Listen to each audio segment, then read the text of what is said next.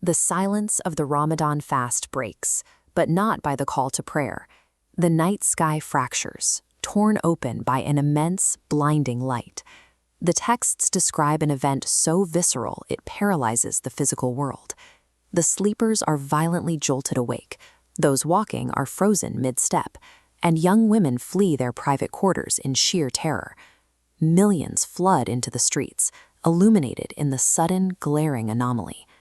As the scripture notes, their necks are locked backward, forced to stare upward at a heaven that has suddenly and aggressively spoken. This event represents the first undeniable outer portent, a public, inescapable signal that the long, quiet era of waiting is over. The suddenness of the event strips away earthly illusions. Human geopolitical strategy and political treaties no longer dictate the timeline.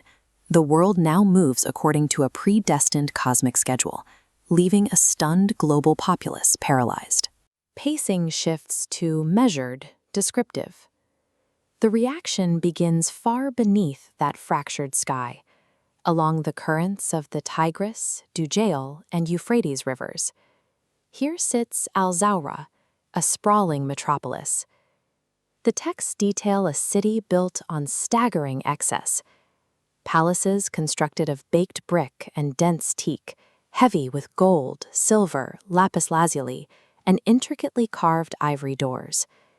It is a monument to human power, ruled by a continuous succession of 24 kings, men characterized by their immense wealth, their rebellion, and their shed blood. This material power is met by a second cosmic sign. Directly over the city, a massive comet with a long tail ignites in the dark. The narration warns that this comet will draw close to the driver star Al-Hadi, plunging into it until the atmosphere itself appears to catch fire. Beneath that burning glow, the terrestrial order collapses. The avenues of Al-Zawra and the surrounding regions erupt into blind turmoil, riots, and absolute commotion. The fire in the heavens directly shatters the stability on the ground. It proves that no volume of wealth or thickness of ivory doors can insulate an empire from a direct cosmic omen. From the collapsing opulence of Al-Zawra, the chaos pulls westward, settling into a sun-blasted, dry valley in Damascus. Out of this desolate heat, a ruthless new warlord emerges. He is known as the Sufyani, a man drawn from the ancient, hostile lineage of Abu Sufyan. In the hot winds of the Levant, he rallies converging Arab tribes under snapping, defiant banners.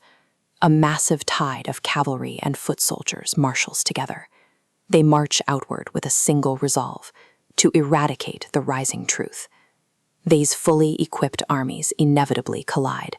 They meet at the battlefield of Qarqisiya, in a devastating clash that leaves behind nothing but slaughtered ruins and severed ranks. The sky over the blood-stained earth darkens a second time as the creeping, overlapping shadows of thousands of wings descend. Beasts crawl out of the desert scrub, and vast flocks dive from the clouds.